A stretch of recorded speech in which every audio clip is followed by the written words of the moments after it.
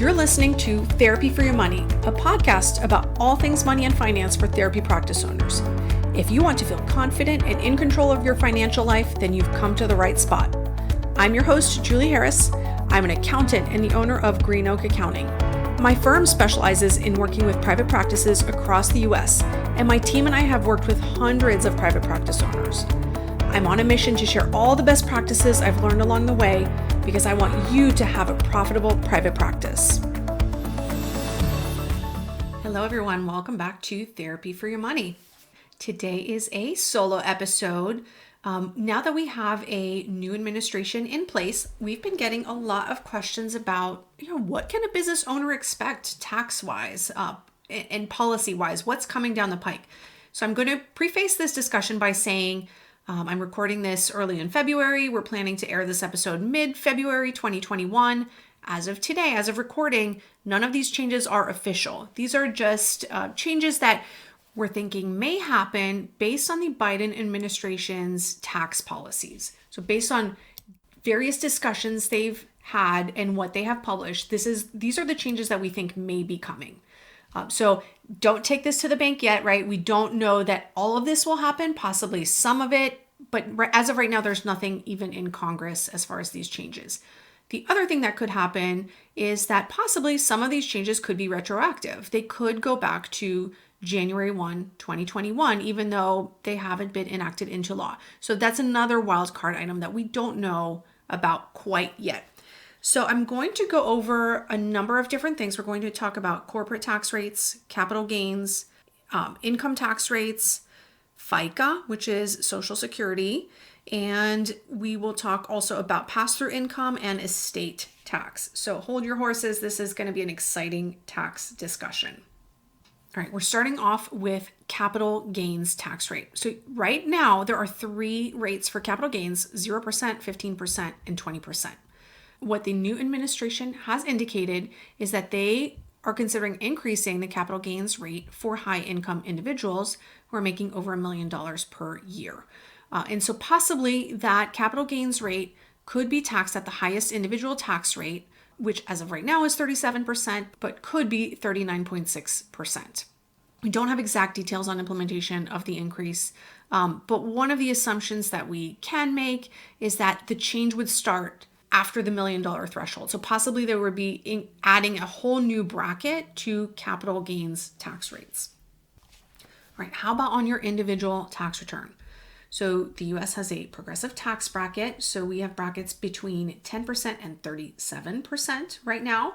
And so where you will fall will depend on your filing status. Are you single? Are you a head of household? Are you married filing jointly?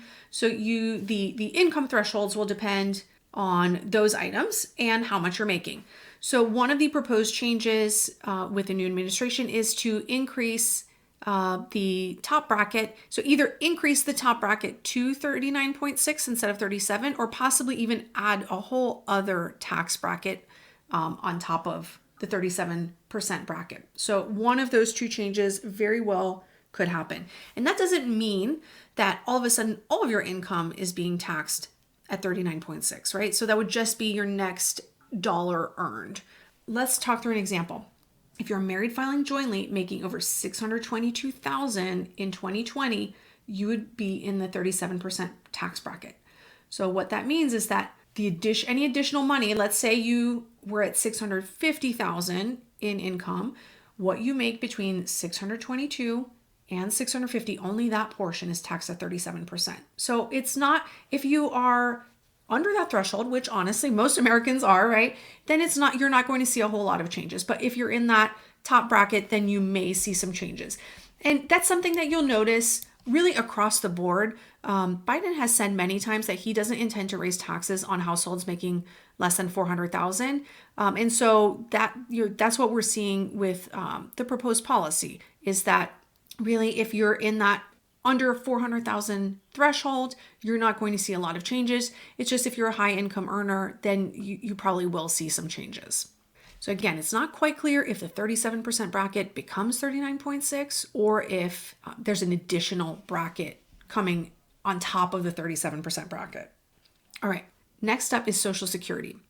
We have a couple of episodes that talk about compensation, but you may remember that when you have employees, the employee and the employer both pay 6.2% of their wages for Social Security. So the employer pays 6.2% and the employee is withheld 6.2%. And if you are the owner of an S Corp, then you are also an employee, and that would apply to your wages as well, wages paid through payroll. Right now, there's a cap at $137,700, where after that amount, you stop paying Social Security on both sides, on both the employee and the employer side. So the proposed change would bring that amount back over 400,000. So there would kind of be a donut hole where between 137,700 and 400,000, you still don't pay Social Security, but then after 400,000, that comes back. So again, in most cases, that's not going to affect you, because if you are a business owner and you have your own business, chances are your salary, the salary portion of your take-home pay, is not over 400,000, right? There's a salary and then there's your K1 income that is taxed differently. So certainly this will apply to large company CEOs, right? That kind of person, but this isn't going to come up very often in the case of a small business and a therapy practice. And to me, this also applies for, any practice under the $5 million per year. I don't think this is going to come up as an issue. Right? There are also proposed changes for phasing out the QBI deduction. That's also Section 199A. So you may remember Tax Cuts and Jobs Act in 2017 added a QBI deduction for qualified business income. So it's a 20% deduction for most pass-through entities. You may also remember there are some phase outs for specified service and trade businesses, which they call SSTBs. And so the phase out ranges are above 163,000 for a single person and above 326,000 for a couple married filing jointly. So therapy, mental health does fall within the SSTB. So that means if you have taxable income over 326,000, you're already phased out of that deduction. That's not really going to affect you. You were already phased out. But the new administration is proposing to phase out Section 199A above 400,000. So again, because you're in the mental health space, that really does not apply to you. But if your spouse, for example, has an IT business, then that might apply to you, right? All right, let's talk about estate tax. So this is a tax that large estates pay upon the death of a person.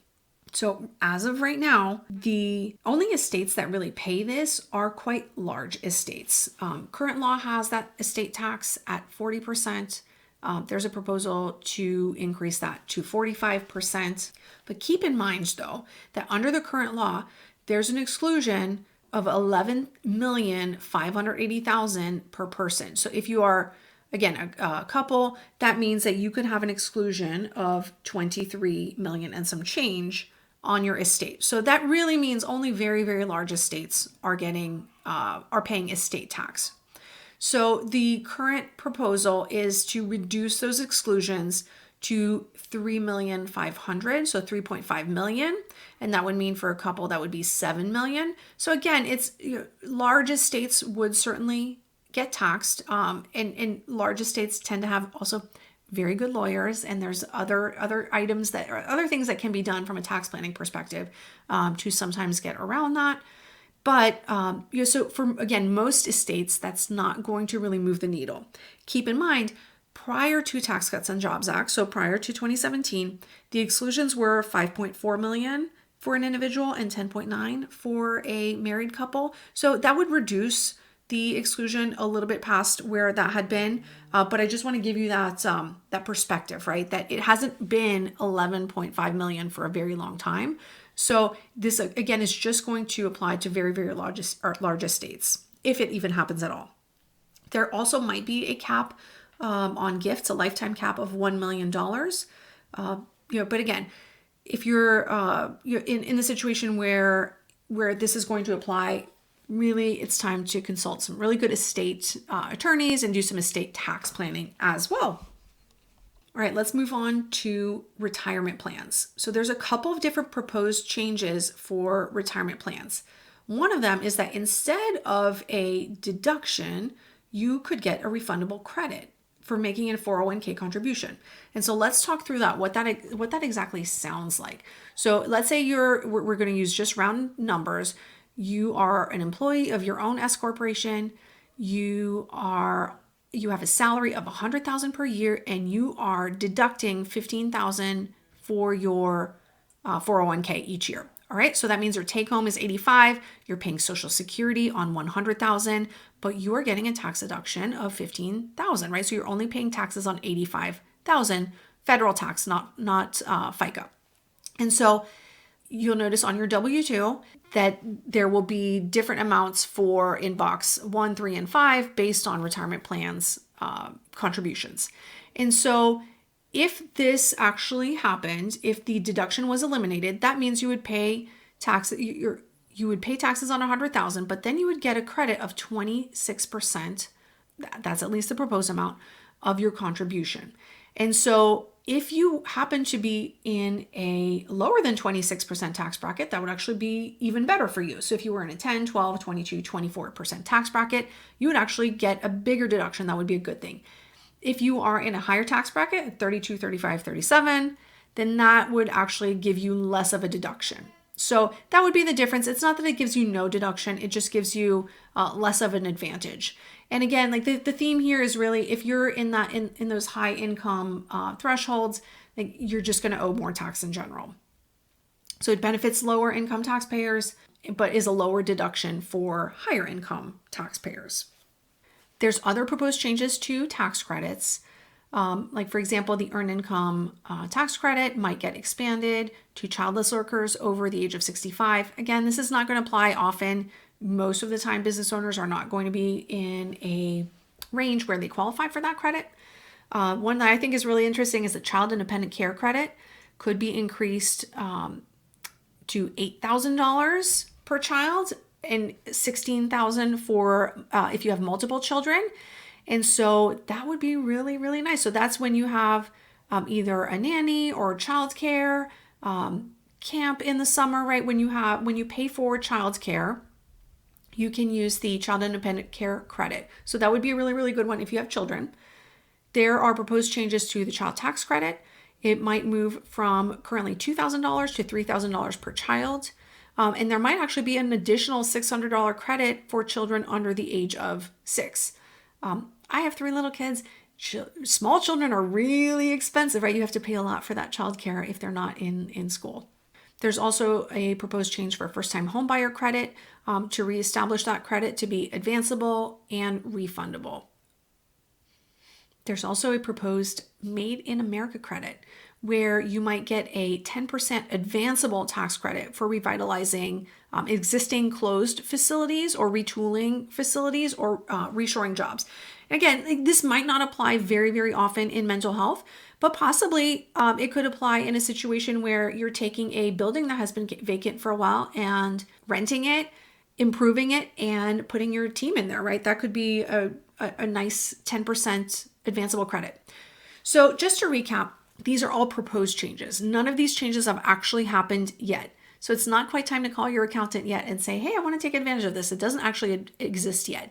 But this discussion today was really meant to look at what could be coming, what might be the tax consequences with this, with the new administration.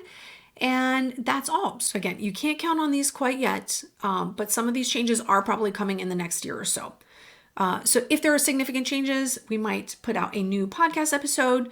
You can also head over to Therapy for Your Money, get on our email list. And you can also get on our email list at my accounting firm, which is greenoakaccounting.com. When there are big tax changes, we usually will put out kind of a summary of what has happened. So feel free to go over there and sign up for a newsletter and get access to those changes. So have a great day, everyone. Talk to you soon. If you're looking for accounting help, head over to therapyforyourmoney.com/accounting to find information about my accounting firm and all of our specialized services just for private practice owners. If you enjoyed today's episode, we'd love for you to give us a 5-star rating on iTunes. Just head over to iTunes, click on ratings and reviews, and give us a quick shout out. We really appreciate it. The information contained in this podcast represents the host and guest's general opinions and should not be construed as personalized accounting and tax advice. Listeners should consider all facts and circumstances before applying this information and seek appropriate advice from an accountant, financial planner, lawyer, or other professional. Any info provided does not constitute accounting, tax, or legal advice.